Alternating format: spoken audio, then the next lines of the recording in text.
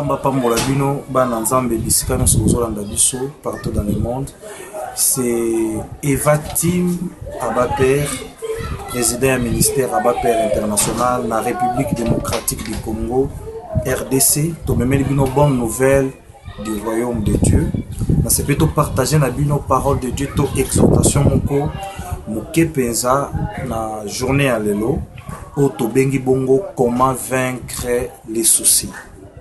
Ndenge nini okoko longa eloko babengi soucis, parce que quelque part dans le monde aujourd'hui souci est la chose principale où ils opèrent sa batu mingi pasi pe bana nzambe mingi pasi tena compte ya mokilo yo, parce que Jésus moko prometa ki alobi vous aurez des tribulations dans le monde. Malobi, prenez courage, j'ai vaincu le monde. Mais dans une exhortation, oyo par kolobaete souci, et ça contre volonté en Nzambe. Et là, on bengi souci, et ça contre volonté en Nzambe. Philippiens chapitre 4, verset 6. Bible Zoloba, ne vous inquiétez de rien. Bomi tungisana eloko te. Mais na makambo nyonso, botalisa ba besoin na bino et pas yanzambe. Alors souci ça parmi ba barrières où ils ont empêché Nzambe était aïba na ko répondre te na ba besoin na biso. Dans Matthieu chapitre 11 verset 28, Bible lobi boya et pas inangai. Bino bat bozana ba problème, y compris problème à finance, y compris problème ya santé aux obéla, y compris problème à facture, je ne sais pas moi, quelle que soit dimension à problème. Bible obi boya et pas nanga, c'est-à-dire quelque part Nzambe azotali sabiso ke yé a sa vraie réponse na ba problème pe na ba situation nyonso to ko zanango. Nzambe azotali sabiso ke yende a sa vraie réponse, yenda za eyano na ba situation nango, malgré même il y a problème au cause nango, Nzambe nde a sa réponse. C'est la raison pour laquelle Bible obi boya et pas nanga. Il y a même bino bonne nouvelle lelo pour na kotali sabino nini okoko sala pour na kolonga souci. Na peut-être pour mozanango, peut-être on a problème étali finance, tu as des factures, tu as des problèmes énormes o ezotali makambo. Peut-être on a un problème à santé, on a une maladie, moko ba médecin ba déclarer que koko bikate, et ça maladie moko yoyebi, et ont peso souci, ainsi de suite. Premier moyen, ya kolonga souci, c'est de croire que Dieu peut le faire. Nde eloko aliboso o esengeli otia en place pour na kolonga eloko babengi souci. Croyez que Dieu peut le faire. Luc chapitre 1, verset 37. Croyez que Dieu peut le faire. Balobi, rien n'est impossible à Dieu. Rien. Okoko zalozolo nangai, vous avez un problème sérieux à santé, vous êtes malade, vous êtes bela, vous avez un sérieux problème. Il y a santé zotungisayo, ba médecin, ba komelio ki okobikate, balobi rien n'est impossible à Dieu. C'est-à-dire Nzambe azana nguya soki o croire na ye, obimi na monde ba souci, obimi na monde kolera, obimi na monde ba regret. Opesi Nzambe confiance. Que Nzambe malade on azana ngo za capable obikisa. Eza les cancer. Dans Matthieu chapitre 8 verset 17 Bible obi amemaki maladie na biso nyonso. Ici il faut passer confiance que Seigneur, je crois en toi. Qui na maladie on azana ngo na kokobika. Immédiatement va associer qu'on s'arrêter puis le beau Nzambe ko se manifester. Okoko zaloza wana ozana sérieux problème ya finance. Na makambo etali peut-être mbongo. Ozana ba facture. Ozoe baté ndenge nini okoko s'en sortir. Na ba problème financier. Ozana ngo tamso ozana oza chômeur. Ozala raté. Ozana eloko te. Ozana mbongo te. Mais ozana makambo ezo senga yo mbongo pour résoudre. Et l'eau quoi les bossons pour neutraliser soucis financiers là, crois que Dieu peut le faire. Jésus a connu une situation énorme à finance. Et comme même Peneba Kangae, les solutions mon qui na minute, avec ces pierres avec qui n'est na ebale.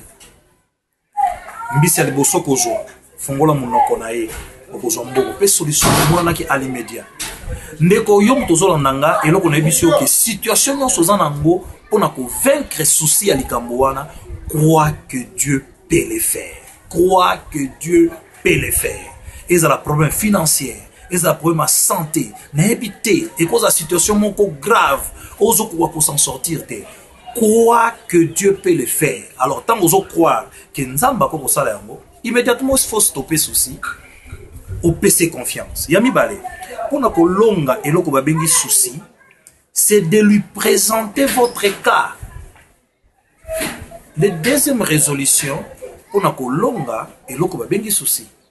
Présenter nzambe situation na yo, topeka na yo. Hébreux chapitre 4 verset 16. Bilobi approchons-nous, topoussa na pene na ye avec assurance. To présenter ye bakana biso. Déjà tant que présenter nzambe situation na yo, tu dois stopper les soucis.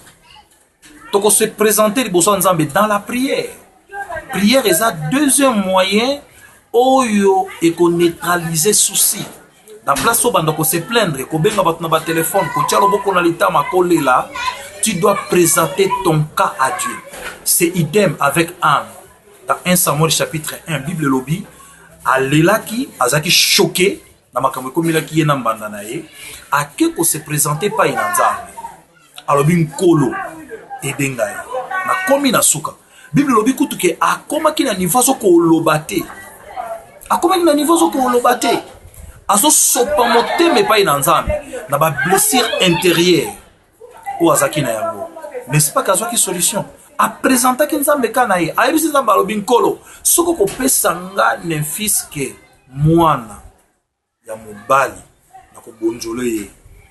Akende ko lele pa banganga te pa ba marabu te mais eloko asalaki a présenter ki nzambe kana ye. Donc deuxième moyen que l'on a souci, présente-toi devant Dieu avec ton problème. Présente-toi devant Dieu avec ton cas. Et dans la situation santé, et dans la situation, je ne sais pas moi, financière, situation moussala, je ne sais pas. Présente-toi devant Dieu. Nous servons un Dieu vivant qui a des oreilles pour entendre, qui a des yeux pour voir. Balobito s'approcher, Hébreux chapitre 4 verset 16. Balobito s'approcher avec assurance. Avec assurance. Na elikia. Que n'est pas se présenter les besoins nzambe. Na kozwa réponse. Il y a situation, il y a problème. Nous devons nous présenter devant Dieu. Donc, deuxième solution que l'on a souci, mets-toi à genoux. Prie. Soumets le problème à Dieu. Parle à Dieu.